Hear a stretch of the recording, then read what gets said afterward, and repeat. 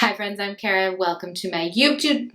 Wow. Hi friends, I'm Kara. Welcome to my YouTube. I cannot talk. Hi friends, I'm Kara. Welcome to my YouTube channel where we learn how to use the ingredients in your kitchen. Nope. Hi friends, I'm Kara. Welcome to my YouTube channel where we are going to learn today how to make this delicious 4-ingredient, no-knead bread. It's phenomenal. Stay tuned.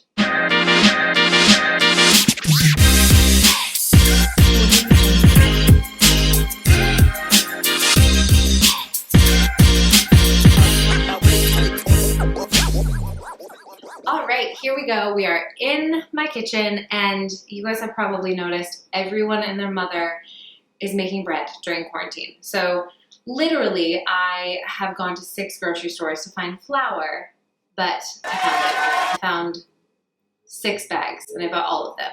So today, we're gonna make some very simple 4-ingredient bread. I feel like this time of quarantine for me has been like so much cooking. And for me, that's always therapy. Just like being in the kitchen and being able to be tactile and use my hands and get messy. So for you, if you're needing a little therapy, the kitchen is a great option. To make this bread, you guys, it's so stinking simple. You're gonna need a Dutch oven. I'll show you mine. It looks like this. And this one was like 30 bucks at Walmart probably. Super simple. And then you need 4 ingredients. So your ingredients are flour, yeast. Yeast was also a really hard one to find. This one I found on Amazon. I think it shipped from like Norway, and it's a pound. And for this recipe, you only need a half a teaspoon, so you're totally fine with just a little packet. Then you need some salt. I'm using this like really chunky Maldon salt, and it is the best. I eat it plain sometimes. It's like crunchy, so good. Salt addiction. And then water. Those are your 4 ingredients. So stinking simple. So let's get started. Let's get a little bit messy. Let's have some fun, and let's try to make some bread. To begin, you're gonna take your flour, and you just wanna get 3 cups of flour into a bowl. Okay, 3 cups of flour. Next up, yeast. You need a half a teaspoon of yeast. Super simple. Get it in there, a little half teaspoon measurer.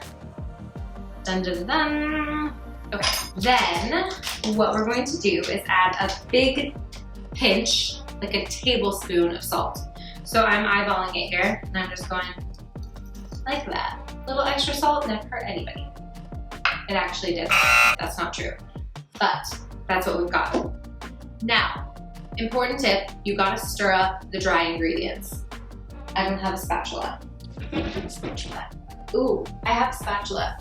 My spatula looks a little bit yellow because I cooked some turmeric earlier, so no judgment. Mix up your dry ingredients really well. This process, the part of mixing the dry, it just gets that yeast all spread throughout the flour, so it's gonna rise better. Okay, we got that done. Now we just need some water. You need 1.5 cups to 1 3/4 cups. You're gonna eyeball it. Your goal here is to get your flour mixture completely wet. It can be kind of like sticky and really doughy, but you need all of the flour mixed in. Super important. So I'm gonna start with 1.5, and I'll save that extra 1/4 for just in case. Okay, then we mix it up. Delicious. Truthfully, I've been eating less bread these days because I'm trying to give my body a little break from gluten. But when I make homemade, I gotta have at least a slice. It's so darn good. Now, I'm gonna give you guys a little close-up of how perfect this is. You just wanna get to like the very bottom, right? And see how there's no flour down there? Great. Dun, dun, dun, dun. Okay. Here comes the boring, tedious part. What you have to do, take some saran wrap, and you need to set it aside for 12 to 18 hours. This is gonna let the dough rise and make it fluffy and delicious. You're gonna set it aside, again, 12 to 18 hours. I cheated the system and made some 12 hours ago. So I've got my bowl here of dough that has been sitting. I'll show you the inside. So it's really like gooey and sticky. You can see how it sticks to my finger like that. And it's gonna be fun and super messy. It's gonna be really messy. Here's what we do. We take some flour all over the counter like that. If you have a ring on, maybe take it off. Because again, mess. You're gonna dump your dough onto the flour like that. You want it to be sticky, so if it feels too wet to you, that's probably okay. Now, I'm gonna add a little more flour, and our goal is to get this dough into a ball, okay? So if you have paddles, you could use like bread paddles. I'm just gonna use my hands and kind of roll it around, flip it upside down a few times into a nice little, well, it's working with me a little bit.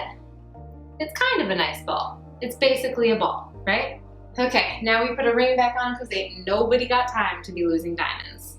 Next step, we need to get the ball of dough onto a piece of parchment paper. We're gonna put it in a bowl again to let it rise a little bit more while our oven preheats. So we get our bowl, we get our parchment paper.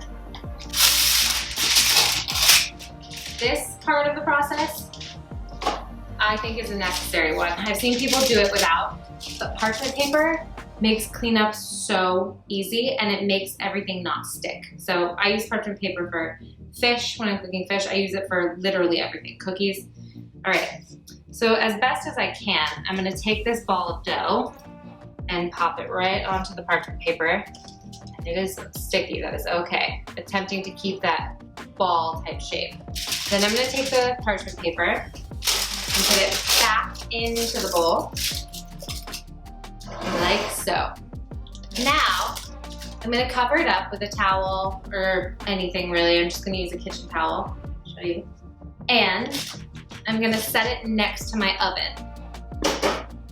Then I'm putting my oven at 450 and we're gonna put this little Dutch oven inside while the oven preheats. 450 on the oven and Dutch oven in for the whole preheating process. Your bread is gonna rise a little bit more, and in the interim, go do something fun while your oven's preheating. Like go for a power walk or like do some squats or something great, something movement oriented. I'll be back in a minute. All right, it's baking time. Our Dutch oven is preheated to 450.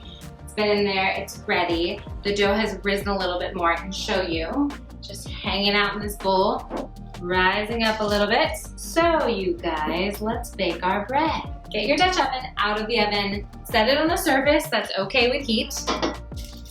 Lift up that parchment paper and pop it right into the Dutch oven, like that.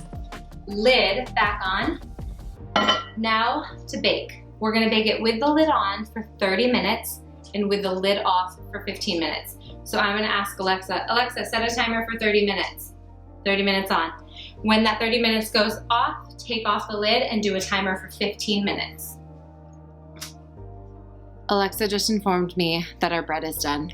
Let's get it. Yes! Okay, friends, this went for 30 minutes lid on, 15 minutes lid off. Be careful, don't touch the sides. Look at that magic. Okay, people, we are dealing with some, too hot. We are dealing with some beauty right here. Some very delicious, beautiful homemade bread. I just want to show you up close and personal this loaf. Look at that. Look how golden it is. We've got crusty edges. Oh yeah. It's perfect. It's gonna be nice and crusty on the outside, and we'll cut into it and it's gonna be nice and doughy and fluffy on the middle. We've got our loaf. We've got our knife. Mine is still quite warm, so I'm gonna use a mitt. Let's go in. Oh yeah. Look at that. All the steam coming out. It's gonna have some nice little pockets. Now that is magic.